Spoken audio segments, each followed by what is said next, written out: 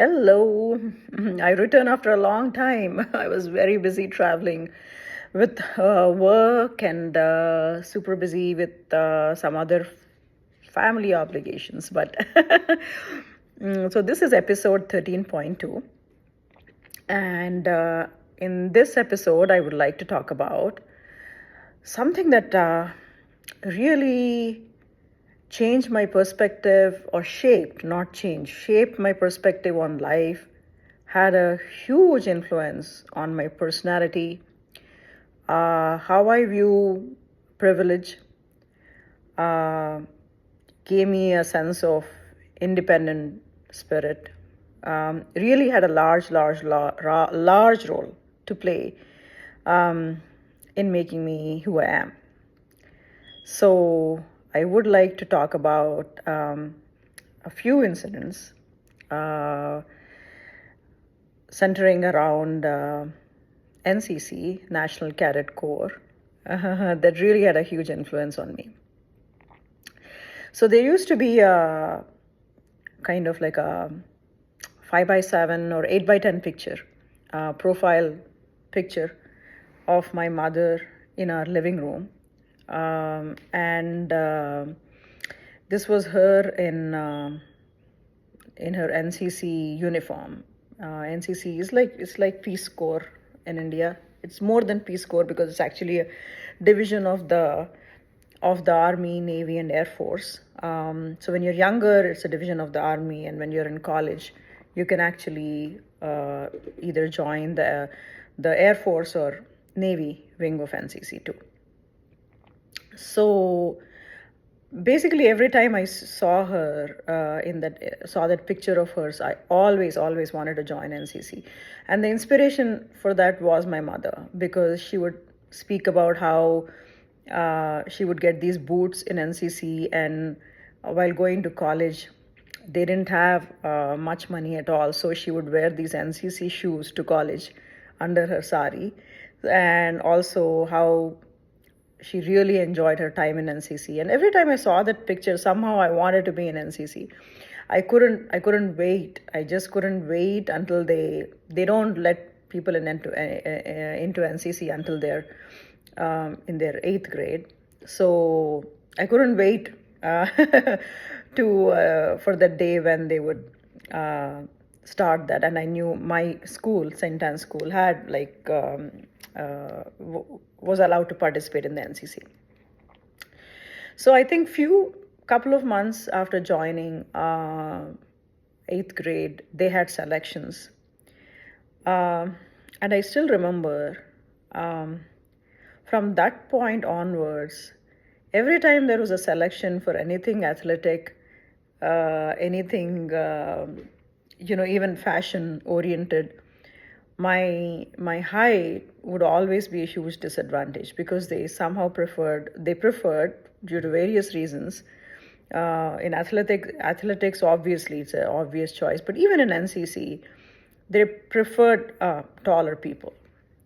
So at some point in time, I also thought I'll become a flight attendant. They used to be called air hostesses back then, because there were not many male flight attendants. And a lot of people my generation had that aspiration. Actually, it was a very glamorous job back then, not the way it is now. So so even for that, the minimum height requirement was 5'3". I hadn't fully grown to my height, or so I thought, but actually I did, because I did not grow after that until I came to the US. So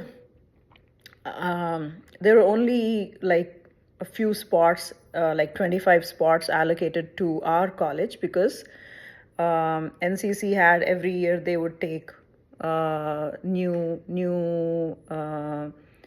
entrance into the program, and that was dictated by the government per city. So Hyderabad per cantonment. So Secunderabad cantonment, everything that fell into it had, for example, if they had 1,000 seats, like every school was allocated X number of spots in it. So we had, I think, about 25 spots. So, and the number of people who had wanted to showed an interest and signed up to fill one of those 25 spots was far, far greater than 25. It was more closer to 48, 49 people had signed up. So it was, so what we were made to do is we were all made to, they stand in a line with, in order of our, you know, tallest to shortest. Okay. And I was like right in the middle. And I knew about 49 people had signed up. I was super, super nervous. And all they did was they started counting from the tallest person. And they were going, and I know there's only 25 spots. They were going 22, 21. And I was so, so, so, so, so nervous. And I really, really, really thank my stars, because I think I was literally number 25. In fact, I think I was 26, and suddenly when the teacher came towards me, she says, "Oh, wait a minute, you are somebody else is like, shorter than you," and she switched it around or something like that. But literally, I was the last person to be selected. I really thank my stars, because, like I said, that participation in NCC was one of the key factors in determining my personality, my outlook of life. And it really changed me as a person for the positive. My life was very, very, very privileged, very, very sheltered until then, and it really made me a completely different person, that experience. And there was no other opportunity for me to experience the kind of independence that NCC helped me experience in a safe space. So that was wonderful. So I got selected. So we used to meet every Monday after, I think, once in every other Monday or something, twice a month after school. And they used to teach us a lot of, march past, like specifically army type of commands, Savdhan, Vishram, all the Hindi versions of the commands. We used to have march past in school also, but they were all like the English commands: attention, stand at ease, march forward, Whereas this one was really the Hindi version. Savdhan, Vishram, Dayamud, Bayamud. They used to teach us that, and then they used to make us practice march past. And after that, the exciting thing was they used to serve us what they called refreshments. It was usually a snack, a savory snack, and a sweet snack. It was usually a piece of cake. And I never was into sweet snacks anyway, but I always remember that piece of cake it used to smell so badly of rotten eggs. It was always rotten, so I never ate it. It used to make me like kind of nauseated. But the samosa I would look forward to, because they used to get it from the canteen, and we would all stand in a line and take that. Then came the first exciting thing of being selected for a camp, like NCC camp. So the first opportunity was actually, that's when I also realized, when there's few resources, there's so much competition. It was my first brush with it, because until then things came to me easy. I was like in the top, 5 ranks always. And my dad had a car. My life was very comfortable, very easy. Just like I told you in episode 13.0, I think. I was just beginning to experience like the repercussions of having financial difficulties. By difficulties, we were not poor, but we were not as wealthy as we were before. We were more like upper middle class, with my dad having lost his job and opening his own business, and that was not, working very well. It was not really taking off. It was not going in losses, but it was not really taking off the way he wanted it to take off. Um, but yeah, but along with that, this was my first brush with there's only so many seats and everything. So the first camp was actually something that I did not even, none of us, the 25 of us, knew about.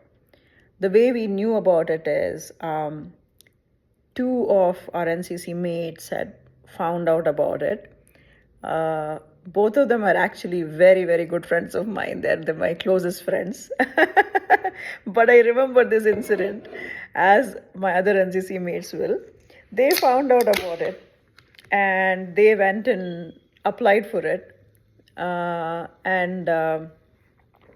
And they got 2 spots. And after they got the 2 spots, it was a camp in Tirupati. They told us that, hey, we are heading to that camp in Tirupati. So we all, the rest of us who were their friends and who were in NCC, we felt so let down. We felt like they did this on the sly. And that's the first time I realized the importance of initiative, right? Nobody's going to hand things to you if there's only 2 spots available. Now, as an adult, when I look back, they're not going to say, hey, let's all of us apply, knowing that there are 2 spots. They went and secured their spot. But back then, it was like a huge letdown for us. We were shocked, and I think some of us cried. I think I might have cried also. And we spoke about it for days, that how could they do this to us? They didn't even tell us. Like, maybe we had a chance at it. And it was not really like the best person who won. Like, it's just the ones with the most initiative. But of course, as you grow up in life, initiative is what matters in a lot of things. I realize you really need to be first in line. It's not who's the most capable, because they will not be that opportunity left. So we were all feeling very left down. So the rest of not all 23, because many of us did not actually want to go to a camp. They were more into studies and they were just doing NCC like a hobby. But some of us were really, really wanted to go on an NCC camp, and we felt terrible that that we were denied this opportunity. So we all made a plan to go to Secunderabad cantonment and speak to the powers to be. It was the first, I think, independent trip that we made. Like, no parents, no nobody. It was just us. So I think nearly 8 of us, we all went in a bus. We said, okay, after this day, and the cantonment closes at 5 p.m. and we had to do it during school hours. So on Saturday, our school gets off at 1:30. So one of the Saturdays, we all went and spoke to the commanding officers, second in command, not the commanding officer, but the powers to be there in the cantonment, in the NCC. I think it's called NCC something. I don't remember. It's called something. I think NCC cantonment or something, cantonment office or something like that. So anyway, we went to the NCC office. We spoke to the powers to be. They said, no, those forms are open. All that is closed, that is booked. There's no spot for you. But for some reason, we thought that is the only camp ever that we'll go in our whole life. But they said camps keep coming. There's this other camp in Secunderabad, parade grounds. It was not in Tirupati, outstation, but it was still in parade grounds, which was like, back then it was 40 minutes away. It's still in the city for us, or one of the twin cities. So they said, why you can all apply there. So then and there, we were all so pumped up. We all filled our forms, and we didn't even ask our parents if we could go or not, but we really understood the importance of initiative. So we didn't want to lose that opportunity, go home, talk to our parents. We said, okay, let's fill this. If we get it, then we can talk to our parents. So we all filled our forms. I think it's the first initiative. And I think I was the leader of that. I was saying, let's all go and, do this. So I think 8 or 9 of us filled those forms. And sure enough, we got selected. It was so excited. So for that, we had to like go and pick up uniforms from the office, because normally they gave us NCC uniforms for our bi-weekly practices. Actually, they didn't really. We used to be in our school uniforms. So we went to that office again, and there's a bunch of like, hand-me-downs of all sizes. Like there's hundreds and hundreds of uniforms of all sizes. So we had to pick up uniforms, and they're so old and like, really, some of them have stains on them, and some of them are kind of nice. So we picked up, and they're all cotton. So we picked up all those uniforms. And then we picked up shoes, and the shoes are like repaired so many times over. They're like yay thick because they keep replacing their soles. They're like weigh a ton. Each of the shoe weighs a ton. So we had to pick up shoes, and then we said some people even picked up socks because you need to wear special khaki socks for it. Our belt, badge. Then there's a badge here that you wear, and I think you wear something around like a cap, and then for a cap they have pom poms. So that was the first time. It was super exciting, even though it was all secondhand and kind of icky stuff. We really, really were so excited. And then we were told that we had to starch the uniform. Right around this time, my grandma who used to do all those things like that.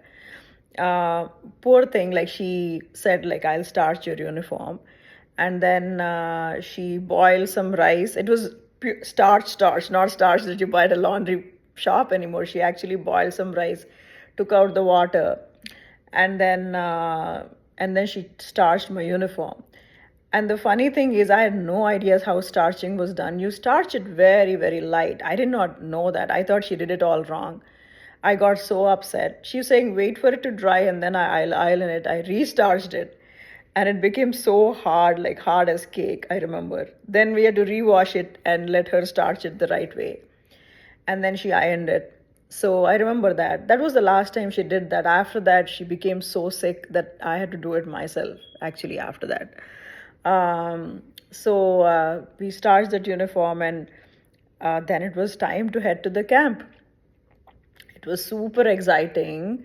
I went there by myself. My parents didn't drop me, like, because it was not one of those things that where parents dropped you. I was like only 12, even though these episodes are 13. I hadn't turned 13 yet, I don't think. So I went there. It was Independence Day camp. We were getting ready for the Independence Day parade. And we went to parade grounds. I went there by myself in an auto. I still remember even what I was wearing. I was wearing like a purple churidar with little blue flowers. It was so exciting for me. Like it was, I can't tell you how exciting it was for me to go there with my own suitcase, hire the auto on my own, just a 12-year-old, like landing up, like it was for 15 days. It was so super exciting. And then we were assigned allocated tents, and that's what made me realize everywhere, when resources are few, everywhere you have to like be like raring to go. That also created some anxiety in me, like, because I was like super slow. I was being used to like standing in line like a prim and proper kid, things given to me. So I kind of stood in line, and I kind of got a tent that was not so great. But yeah, but some of my classmates were there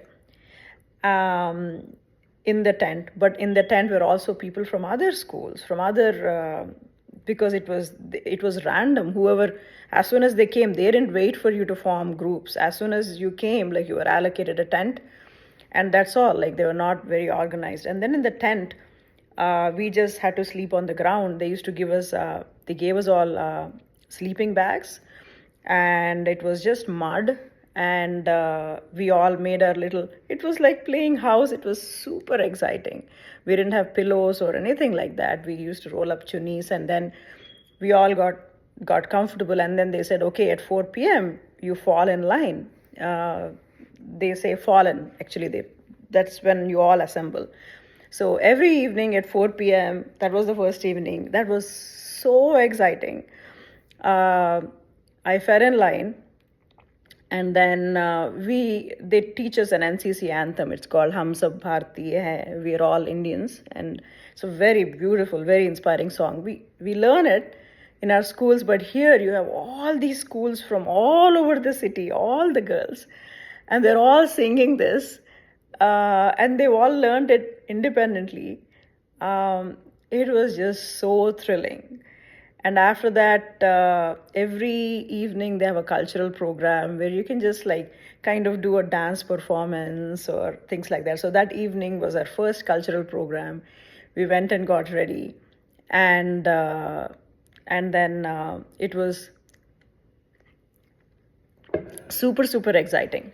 And that was when I've never I met her after this. I met her twice. This is the first time, and then later. One of the most inspirational people that I've met, and again, I've never met her again in my life. Her name was Sajida.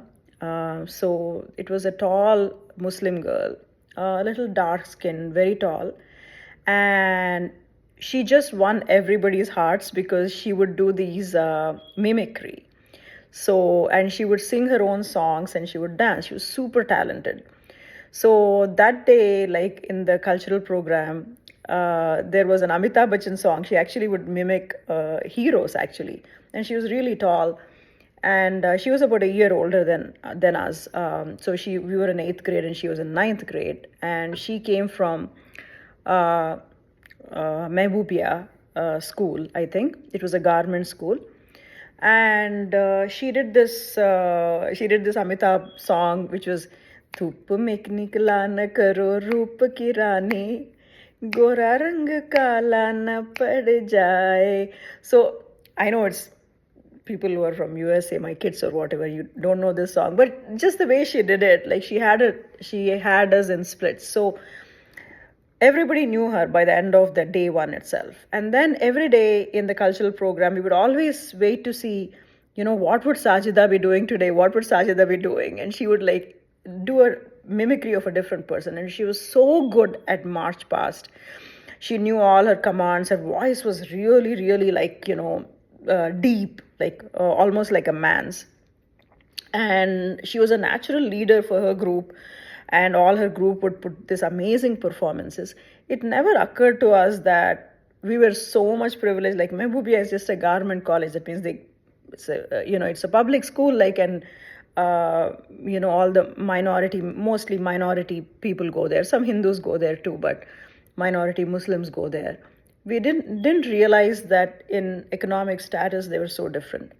And coming down to the one incident that I really inspired me about this girl is, so every evening they would have afternoon too, but evening we'd line up for dinner right after the cultural program. We'd line up for dinner. So when we lined up for dinner, in fact, right before the cultural program actually, and then after dinner would be, so we'd have the fall-in and the anthem and then the dinner. So typically they'd serve, watered down sabzis. They'd always have a sambar because it has water in it. They'd always have a potato sabzi, which is very, very watery. And they'd have some rice and some salad, which is onion, again because it's very cheap. And that's it. That's all they would have. So we'd line up for that every day. But on twice a week, they would serve us egg. For the non-vegetarians, like they would serve us egg curry. So it was a boiled egg curry, and it was a pretty good egg curry. So not even twice a week, once a week. And it used to be so basically during our entire stay, we ate egg curry twice, but we'd like every day want to, like, somebody told us, oh, one day they'll serve like, egg curry. So, and then once in the whole, like 2 weeks, more towards the thing, they would serve us chicken curry. So in the entire stay, there would be one day where they would feed us chicken curry. Except that we knew that they would be there, but except that we didn't know which day they would serve us chicken curry. It was not on the final day, it was one of the days. So this Sajida, actually, I came in an auto, and I saw her again. It was an exposure to all kinds of economic levels, right? It's really like a level playing field where everybody is equal in their uniform. But right at the time that I pulled in, this Sajida had also pulled in, but she came in a rickshaw, like, a pulled rickshaw. So she got out, and then the rickshawala left her and then went. So the auto person who dropped me regularly I knew that auto person.